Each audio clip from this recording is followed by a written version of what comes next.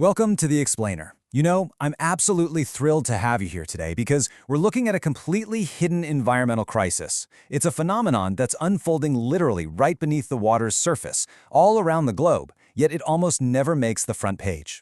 Today, we're exploring the invisible climate threat of riverine heat waves. We're going to look at the latest data, uncover the surprising science of how rivers actually warm up, and figure out what we can do to build resilience in our waterways. Okay, let's dive into this. When we hear the word heat wave, our minds instantly jump to scorching air temperatures, melting asphalt, or maybe those much-discussed marine heat waves boiling our oceans, right? But have you ever heard of a riverine heat wave? It kind of challenges our basic preconceptions, because we tend to think of rivers as dynamic, flowing, and inherently cool. But researchers are sounding the alarm because our rivers are experiencing dangerous, extended temperature spikes of their very own. So what exactly is a riverine heat wave? Scientifically speaking, it's defined as a period where the daily mean river water temperature exceeds the 90th percentile threshold of its seasonal and local norms. And crucially, it has to stay there for at least 5 consecutive days. So we aren't just talking about a warm afternoon or a quick little heat spike. We're talking about an intense, sustained thermal event, where a river is hotter than 90% of its historical observations for that specific location and time of year. Which brings us right to part 1, the invisible climate threat. We really need to understand the scale of this issue, because these riverine heat waves aren't just some isolated local anomaly. This is a rapidly escalating global phenomenon. Let's walk through the timeline of how this is actually playing out. Looking at recent modeling studies, researchers mapped out a historical baseline. Between 1976 and 2005, rivers globally experienced an average of about 2.19 heat wave events per year. But over the last 50 years, that baseline's been completely shattered. Not only has the intensity of these heat waves increased by 0.02 degrees Celsius per decade, but their duration is stretching out too, increasing by 0.09 weeks every single decade. And as we look toward the late 21st century under high-emission scenarios, those projections curve sharply upward. In fact, those projections reveal a staggering number, a 95-fold increase in the duration of riverine heat waves by the end of the century. 95 times longer. It's a shocking projection, and it creates massive, immediate stakes for why this matters.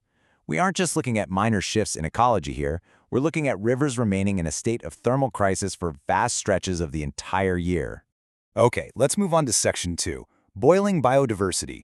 We have to move the narrative from abstract global data to the on-the-ground reality. What exactly happens beneath the surface when river temperatures spike so drastically? Well, to see this, we can look at how specific freshwater fish react, and the biological distress is severe. Take the mugger, a type of freshwater catfish in India. It displays compromised immune responses and severe tissue damage when exposed to extreme heat stress. Meanwhile, in the rohu fish, even short heat spikes alter the production of proteins involved in their energy metabolism and immune regulation. And on a macro community level, researchers are seeing fish populations shift entirely. They're moving away from native, fast-flowing water-adapted species toward generalist, pool-dwelling species that can just happen to survive warmer, slower water. And this brilliantly illustrates how heat waves act as a massive ecological threat multiplier. In the natural world, a riverine heat wave creates very clear winners and losers. Endemic and endangered species generally have really narrow thermal tolerances, right? So they suffer physiological damage and reduce migration. But on the flip side, invasive species like the African catfish, the common carp, or tilapia, they have incredibly broad thermal tolerances. They thrive, they experience massive population booms. The heat essentially acts as a weapon that punishes native species while actively rewarding and multiplying the invasives. To put this ecological shift into perspective, Shishir Rao over at the Udom School of Ecology really hits the nail on the head. He notes that water temperature is a key driver of biological productivity, food web integrity, and overall ecosystem functioning in rivers. Temperature variations disrupt foundational, everyday processes, like the breakdown of leaf litter. And when leaf litter doesn't break down normally, that disruption cascades straight up the food web, impacting aquatic insects, crustaceans, fish, and even aquatic mammals. This brings us to Section 3, the Ganges in danger. Let's zoom in on a specific, iconic river system to ground this data in human survival. The latest models predict something genuinely terrifying.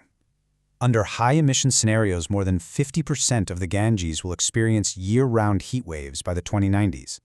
So the crucial point here is the devastating permanence of these events. over half of one of the world's most important rivers could be in a continuous, unbroken state of heat wave all year long. The ripple effects of this? Almost unimaginable. Because this isn't just an ecological tragedy, it constitutes one of the highest human population exposures to heat waves worldwide. Millions of people rely directly on the Ganges. Year-round thermal stress threatens basic drinking water availability, it jeopardizes agricultural irrigation, and it absolutely devastates vital local fisheries. On top of all that, warmer waters actively promote the spread of pathogens, reducing the overall quality of the water that humans and animals rely on every single day. All right, moving to Section 4, the Measurement Challenge. So you might be wondering, why don't we hear more about this? Why is it so hard to track? Well, primarily it's because river water temperature isn't just a straightforward hydrological variable. It's a tangled web of complexities.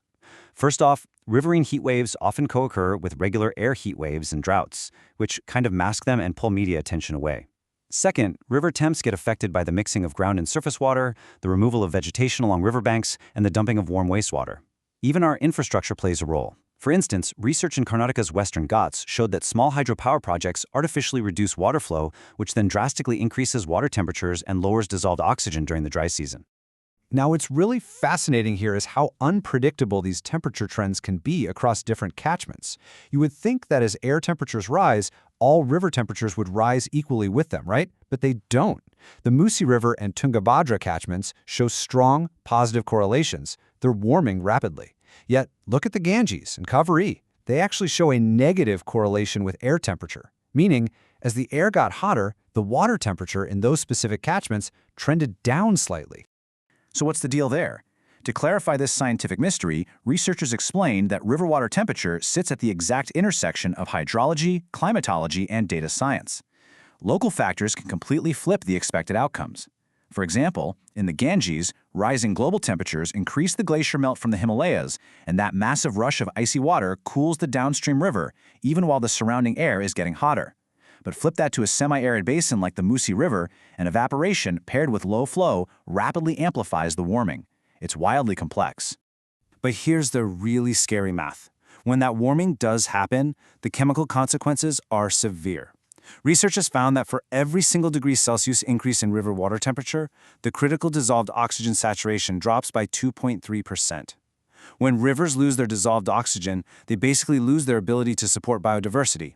The river, for all intents and purposes, begins to suffocate. Let's head into Section 5, Finding Proactive Solutions. Now, despite these grim projections, scientists are absolutely not throwing their hands up in defeat. Let's see how this builds into some actual, actionable hope. Global researchers, championed by folks like Jonathan Tonkin and Shishir Rao, have built a cohesive four-part roadmap for protecting our rivers. Step 1 is shifting our mindset. We've got to focus on entire catchment level restoration, not just localized fixes. An extreme event upstream cascades down the whole network. Step 2 is rehabilitating riparian areas. That's the land right along the riverbanks to restore vital forest shade.